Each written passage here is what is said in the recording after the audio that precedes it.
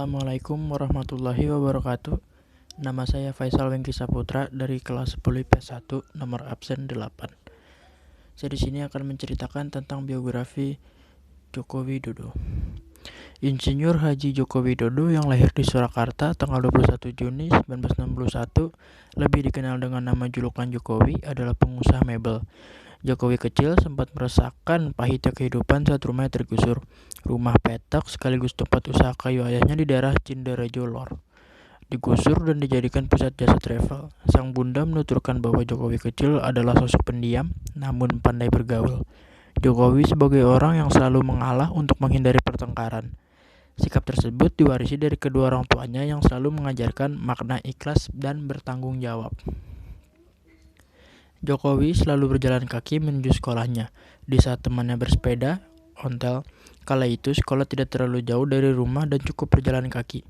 Bukti kepada orang tua ditunjukkan oleh sikap juga jumlah prestasi. Saat menjadi wali kota Solo hingga menjadi gubernur DKI Jakarta. Orang tidak pernah menyangka perjalanan hidup Jokowi anak tukang kayu itu kini menjadi nomor 1 di Indonesia. Jokowi pernah mengenyam pendidikan SMP Negeri 1 Surakarta dan SMA Negeri 6 Surakarta. Setelah lulus SMA, kemudian melanjutkan kuliah di Fakultas Kehutanan Universitas Gadjah Mada dan lulus tahun 1985, dirinya merantau ke Aceh dan bekerja di salah satu BUMN. Ia kembali ke Solo dan bekerja di perusahaannya yang bergerak di bidang perkayuan, CV Roda Jati, tahun 1998. Dirinya memulai berbisnis sendiri bermodal dari pengalaman yang dimiliki dengan kerja keras, ketekunan, dan keuletan. Akhirnya Jokowi berhasil membanggakan bisnisnya dan menjadi seorang eksportir mebel. Pada tahun 2005, Jokowi memutuskan untuk mencalonkan diri sebagai wali kota Solo bersama partai politik PDI Perjuangan. Banyak yang meragukan kemampuan pria yang berprofesi sebagai pedagang mebel dan taman ini. Bahkan hingga saat terpilih menjadi wali kota Solo, selama kepemimpinannya, Solo banyak mengalami kemajuan oleh gebrakan progresif dilakukannya. Ia banyak mengambil contoh pengembangan kota-kota di Eropa yang sering dikunjungi dalam rangka perjalanan bisnisnya. Di bawah kepemimpinannya, Solo mengalami perubahan yang pesat. Pada tahun 2007, Surakarta juga telah menjadi tuan rumah Festival Musik Dunia atau FMD yang diadakan di Kompleks Benteng Vastenburg yang terancam digusur untuk dijadikan pusat bisnis dan perbelanjaan. Langkahnya berlanjut dengan keberhasilan Surakarta menjadi tuan rumah konferensi organisasi kota-kota warisan dunia pada bulan Oktober 2008. FMD pada tahun 2008 diselenggarakan di Kompleks Istana Mangkunegaran. Oleh majalah Tempo, Joko Widodo terpilih menjadi salah satu dari 10 tokoh 2008. Ada banyak sekali peristiwa atau prestasi yang sudah dilakukan pria ini dilakukan di kota Solo. Karena melihat prestasi Jokowi yang bagus di kota Solo, pada tahun 2012 dia dicalonkan menjadi gubernur Jakarta. Dalam biografi Joko Widodo disebutkan untuk menjadi gubernur Jakarta, Jokowi harus menghadapi perlawanan yang sengit dari lawan politiknya. Dengan kerja keras yang dilakukannya, akhirnya Jokowi bisa menang dalam Pilkada Jakarta. Setelah menjadi gubernur Jakarta, tentu membuat pria ini semakin sibuk. Banyak sekali aktivitas yang harus dia lakukan. Tidak sedikit pula media yang membuat berita khusus akan Jokowi.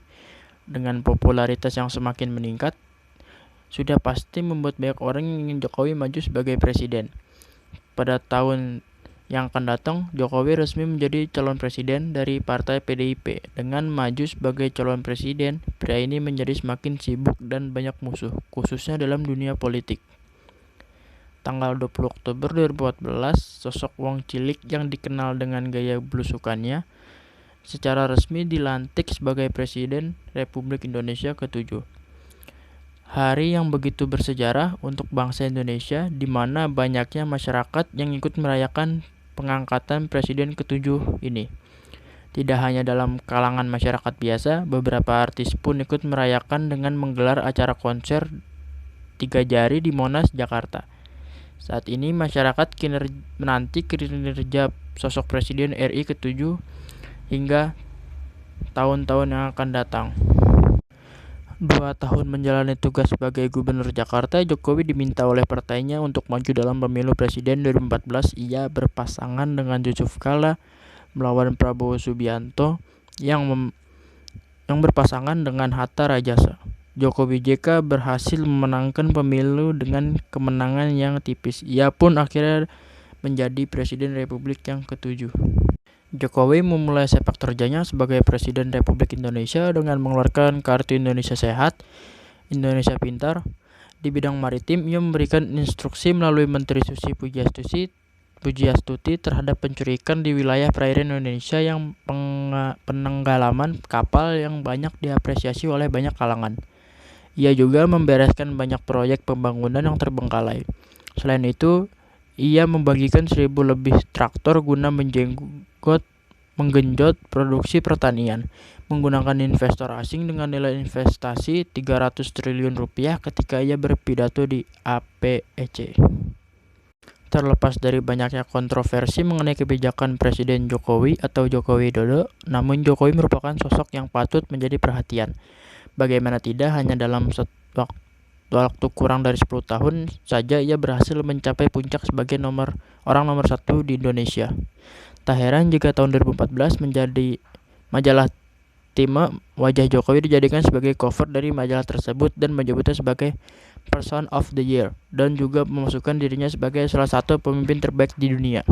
Jokowi adalah sosok pemimpin yang sederhana, pekerja keras yang jarang dimiliki pemimpin-pemimpin pada umumnya. Sosoknya yang inspiratif membuatnya layak menjadi tokoh dunia.